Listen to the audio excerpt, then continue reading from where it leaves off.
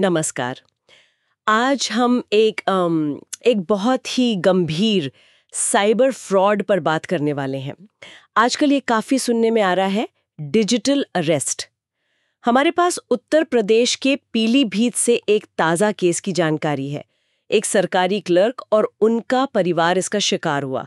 तो आज हम इसी केस के ज़रिए समझेंगे कि ये है क्या भला, कैसे होता है और हाँ, इससे कैसे बचा जाए। तो चलिए शुरू करते हैं। पीलीभीत में जिला जेल में एक क्लर्क हैं, जगमोहन सैनी। पिछले महीने अगस्त 2024 में उनके पास कुछ फोन कॉल्स आईं। अजीब बात यह थी कि फोन करने वाले खुद को बड़े अधिकारी बता रहे थे। कभी कोई कह रहा है मैं सीबीआई से हूं, कोई सुप्रीम कोर्ट से, तो कोई मुंबई क्राइम ब्रांच से। और दावा ये कि सैनी जी की पहचान, मतलब उनके आधार या किसी और दस्तावेज का इस्तेमाल किसी बड़े क्राइम में हुआ है। अब सोचिए, कोई आम आदमी सुनेगा कि सीबीआई, सुप्रीम कोर्ट, तो डर तो लगेगा ही।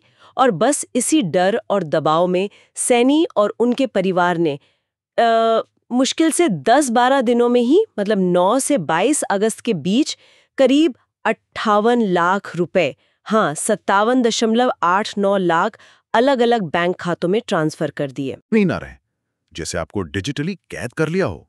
हाँ, आपको यकीन दिलाते हैं कि अगर फोन काटा या किसी को बताया तो बहुत बुरा होगा।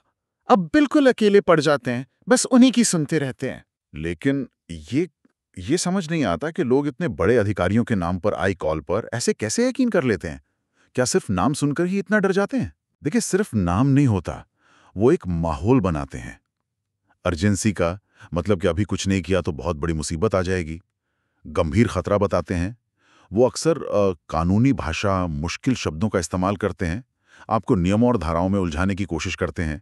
पीड़ित इतना घबरा जाता है कि वो तर्क से सोच ही नहीं पाता। बस वो चाहता है कि किसी तरह इस मुसीबत से बाहर निकले, और अपराधी इसी घबराहट का फायदा उठाते हैं। खैर, इस केस में अच्छी बात यह हुई कि पुलिस ने एक्शन लिया।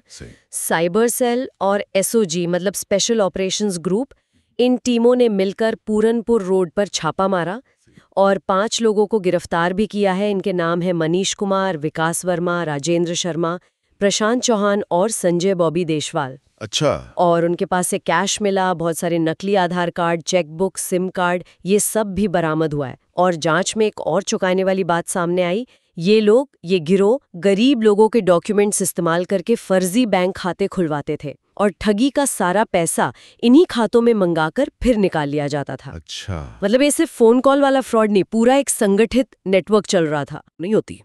पुलिस जांच में ऐसे संकेत भी मिले हैं कि जो पैसा ठगा गया उसका कुछ हिस्सा विदेश भेजा गया है, खासतौर पर दक्षिण पूर्व एशिया के कुछ देशों में। तो अब ये मामला सिर्फ एक लोकल गैंग का नहीं लग रहा, लगता है इसके तार अंतर्राष्ट्रीय स्तर पर भी जुड़े हो सकते हैं। पुलिस अब इस एंगल से भी जांच कर रही है कि ये पैसा कैसे बाहर गया, कहाँ गया। हाँ, ये तो बहुत बड़ा नेटवर्क लग रहा है।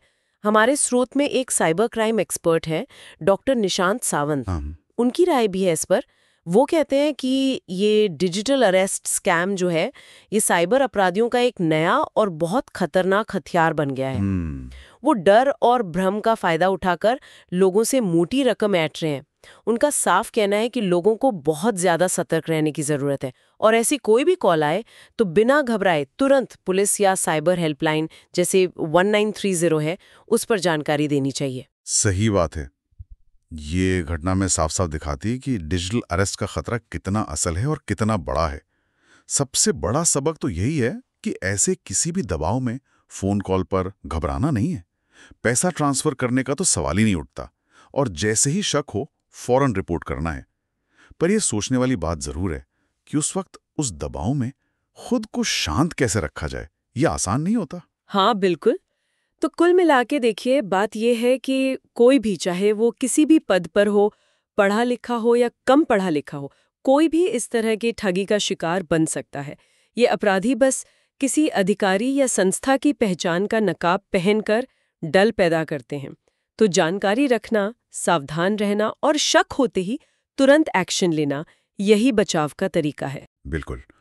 और अंत में एक सवाल शायद हम सबके सोचने के लिए छोड़ सकते हैं कि जब हमारी इस डिजिटल दुनिया में किसी भी अधिकारी या संस्था की पहचान का इतनी आसानी से गलत इस्तेमाल किया जा सकता है, तो एक आम इंसान किसी भी कॉल या मैसेज पर यकीन करने या कोई भी कदम उठाने से पहले ये कैसे पक्का करे कि वो कॉल या मैसेज सच में असली है या नकली? इस पर हमें शायद और सोचने और समाधान निकालने की जरूरत है।